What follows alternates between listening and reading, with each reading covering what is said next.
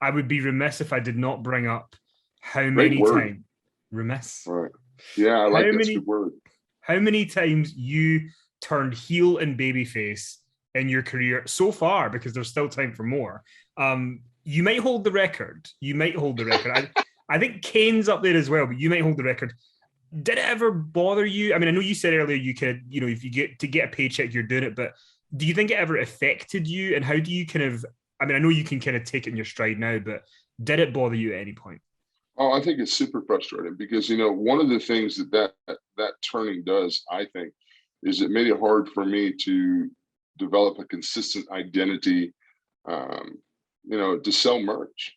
I mean, that's the thing. Merchandise is a huge part of our industry. And you have to have a really solid run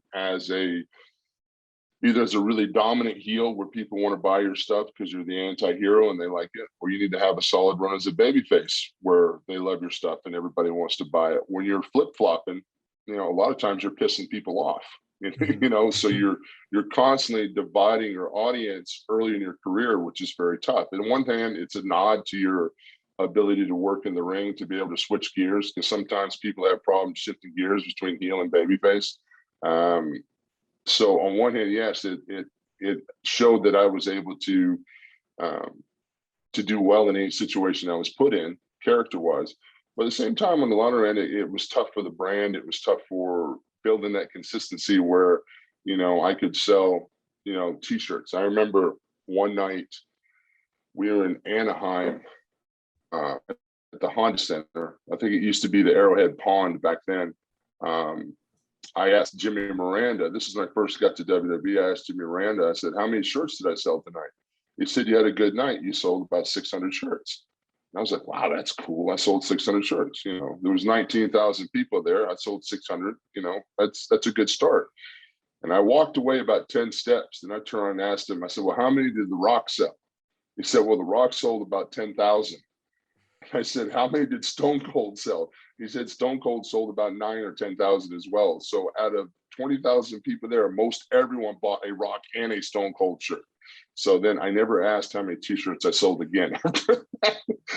I just realized I used to say all the time that heels sold tickets and babyfaces sold merch. So that was just one of those things that I realized that during my career and the situation I was put in, that wasn't going to be a main income stream for me.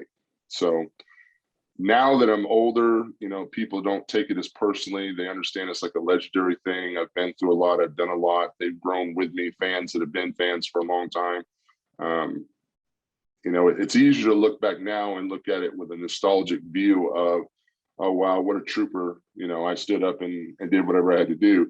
But during the situations, most people thought I was just like schizophrenic and they didn't understand what I was doing and why I was doing it. Usually it wasn't up to me.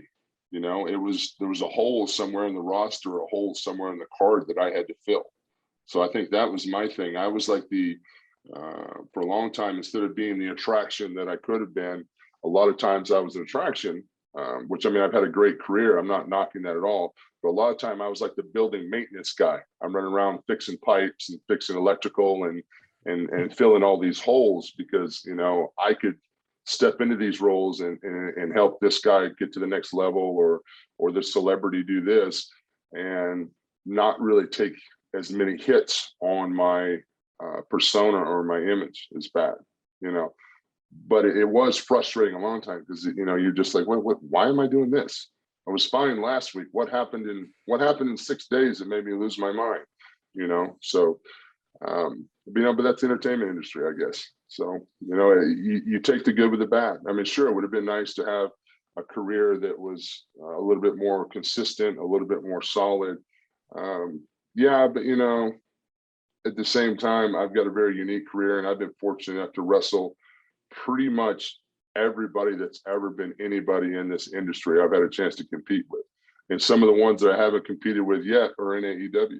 So I've got nothing to complain about whatsoever. I'm the luckiest giant walking the planet right now.